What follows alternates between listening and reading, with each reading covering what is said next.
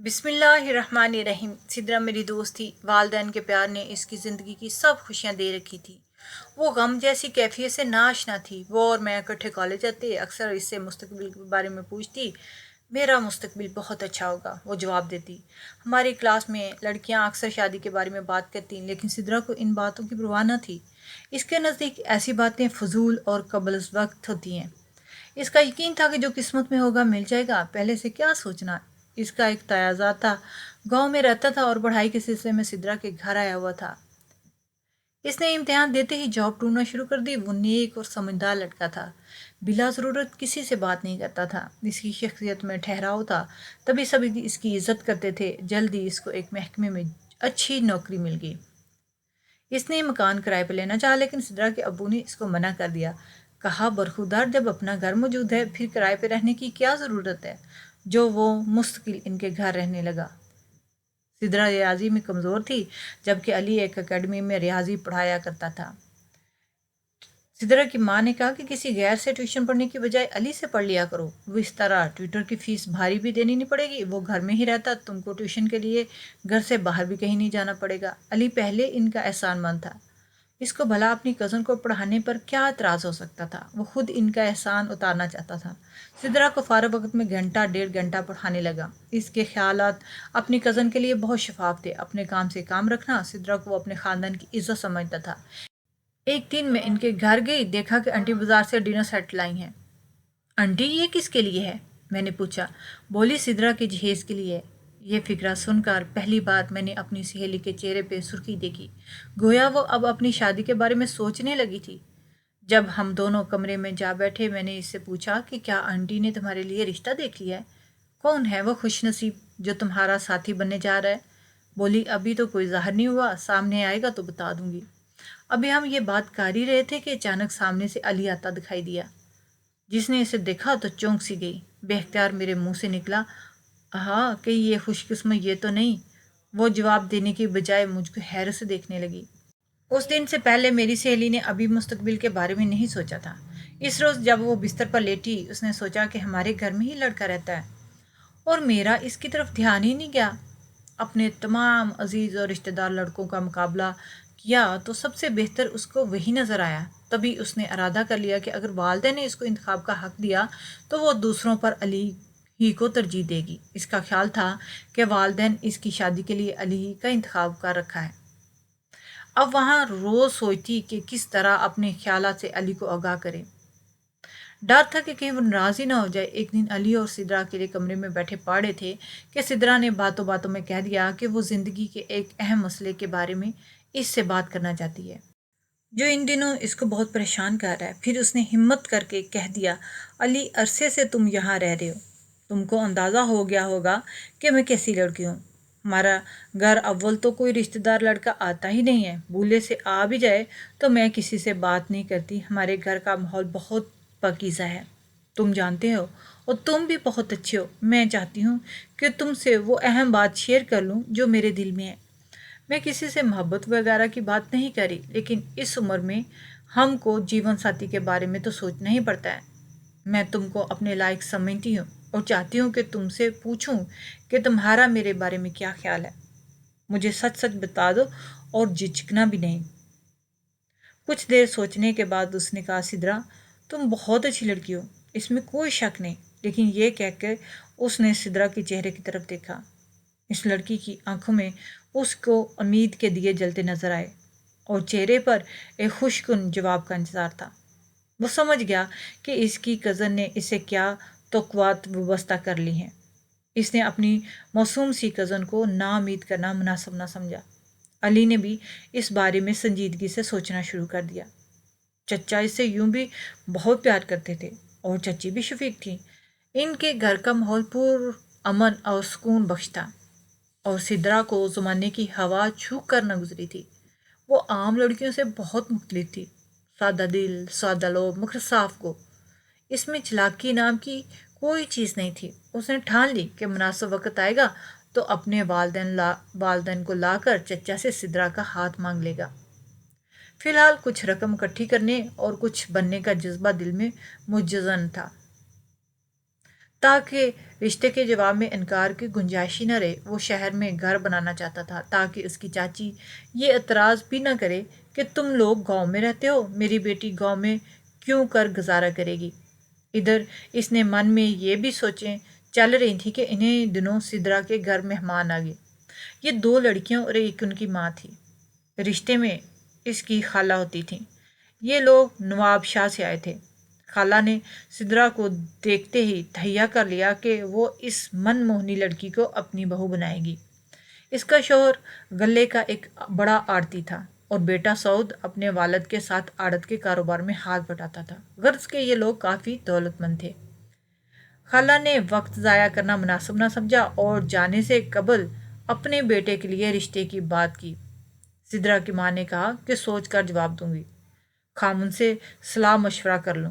وہ بولی، بھئی ابھی یہی تو ہوں، آج رات مشورہ کر لو تاکہ میں فائنل جواب لے کر جاؤں۔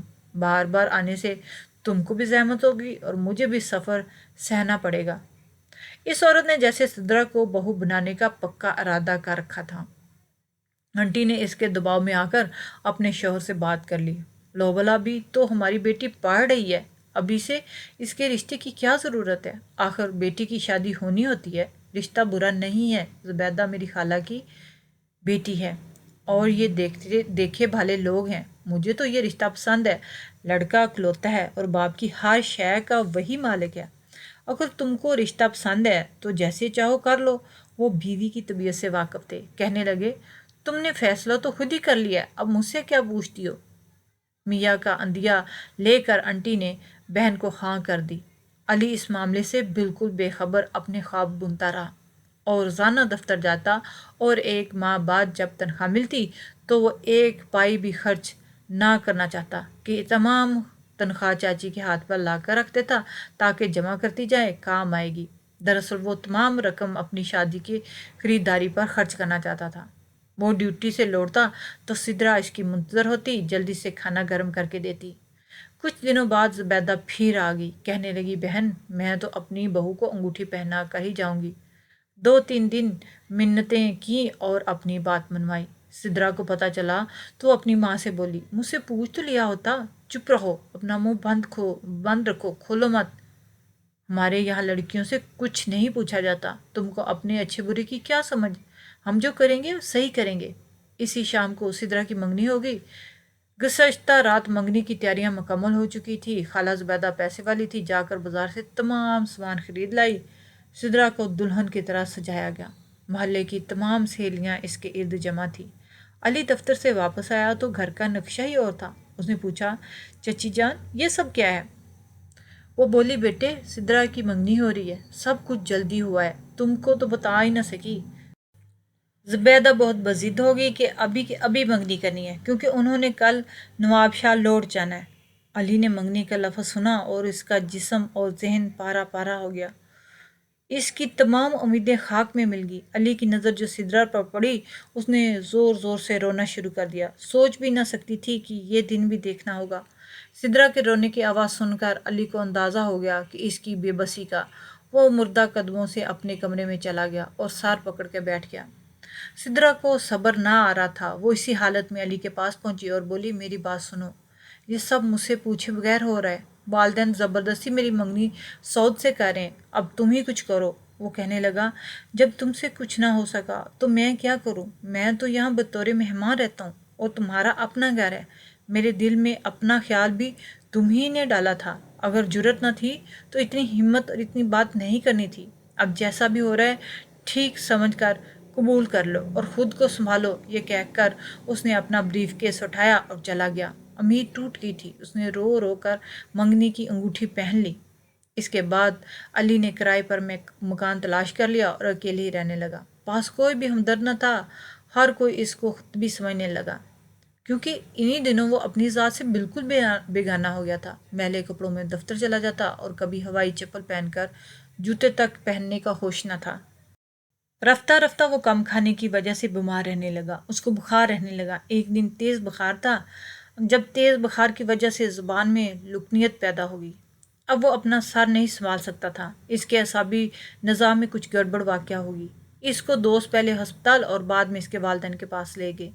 اس کو گاؤں کے حکیم کو دکھایا، کچھ جڑی بوٹیاں دیسی علاج کروایا، مگر افاقہ نہ ہوا۔ رفتہ رفتہ اس کا ایسا حال ہو گیا وہ ہاتھ میں پانی سے بھرا ہوا گلاس بھی نہ پکڑ سکتا تھا۔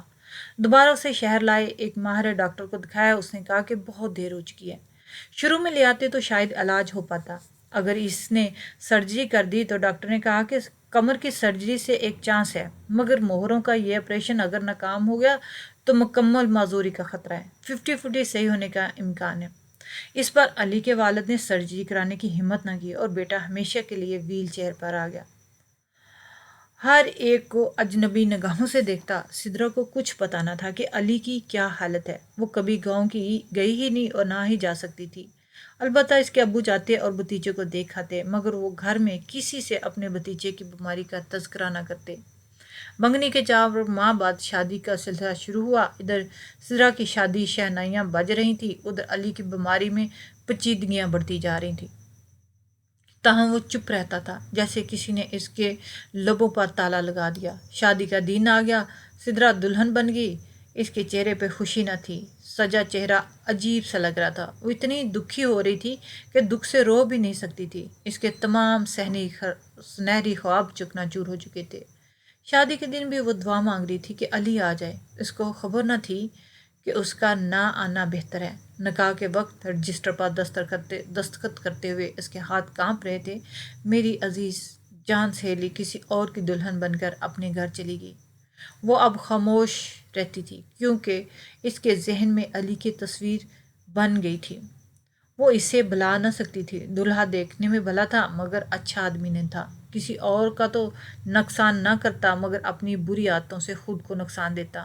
وہ سدرا کے ساتھ ٹھیک رہتا، مگر اس کی اپنی ایک پرسنل زندگی تھی جس کی وجہ سے بیوی نظر انداز ہوتی۔